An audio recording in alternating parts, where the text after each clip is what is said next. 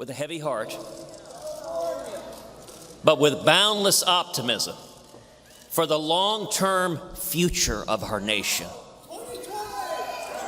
we are suspending our campaign. This has been an amazing evening. I didn't expect this. I didn't expect it. And what Ted did is really a very brave thing to do and a great thing to do, because we want to bring unity to the Republican Party. Well, a pivotal night in the Republican race for president. And what does Bernie Sanders winning Indiana mean for the Democratic race? Joining us this morning with their analysis, former state GOP chair Marty Connors and Democratic strategist Richard Dickerson. Gentlemen, good to have you with us. Good morning. See ya. Certainly an eventful night. Let's start with Donald Trump and Ted Cruz dropping out. Now in Donald Trump, you have a guy who's a billionaire, no political experience before this, never been in the military. What is the significance of this moment that he is going to be the nominee? Donald Trump is an American phenomenon. It's a made-for-TV type thing. It's populism, it's nationalism, and that's what it is. Mm-hmm. And we'll see what happens in the general election, but the Trump electorate is not a traditionally Republican electorate, and I don't think you can kind of factor what will happen in some of those swing states. Let's talk about that, Richard, because Donald Trump, he has been anti-establishment for the most of his campaign. That establishment has helped win a majority in the House and the Senate, and certainly they're concerned about that. So what about the challenge now for Trump to be able to pivot? The challenge for Donald Trump is, how do you get to 270?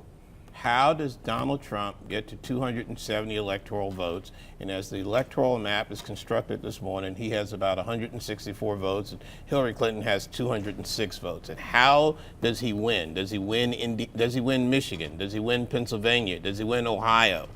The electoral map is expanded. Hillary's going to be very strong in Arizona. She's going to be strong in Colorado, in North Carolina.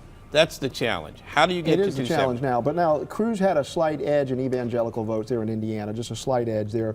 And Trump has support. We know it from Falwell Jr. He's got from Huckabee. Right. So what if some evangelicals who are one-issue voters, in other words, maybe they're on the abortion issue, what if they stay at home, Marty? They don't vote. Well, I wouldn't say evangelicals are one-issue voters. However, I'm saying the ones who are. Okay, but I would say evangelical voters stayed at home with Mitt Romney and gave Barack Obama a second term. Mm-hmm. If Mitt Romney had just received the same number of votes that John McCain did 4 years earlier, he would have won.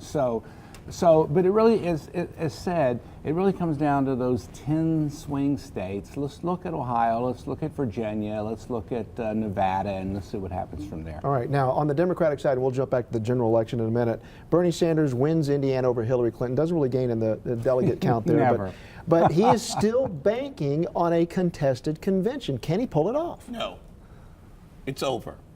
It's over. I've said for months Hillary Clinton's going to be the nominee. She's going to be the nominee. I think part of the challenge for Bernie Sanders, he was a backbencher in the Senate, and you run around the country and you have 25, 30,000 people come out and holler your name. You get excited, and ego and hubris takes over, and you don't want to quit. You don't want to go back to being just a member of the Senate when you've been out running around the country.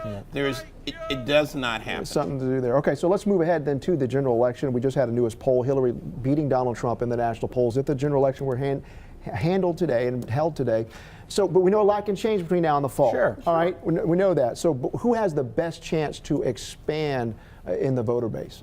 I think Hillary Clinton. You start out, it's demographics. The country is getting browner, redder, blacker every day. So Colorado, North Carolina, Nevada, Arizona, those are all states that, because of the changing demographics, makes it more likely for Hillary Clinton to be stronger. But Marty, the argument can be made both are flawed characters. They are extraordinarily flawed, particularly Hillary. I mean, if her last name was not Clinton, she would probably be on her way to jail right now. But the bottom line is this. I'm going to let that one go. No, it's true. I mean, it's a factual issue. But the bottom line is that Trump is producing a new set of voters that may have never voted before, and it's unpredictable guys, as a result. We got to wrap right there. Mickey's standing by at the zoo.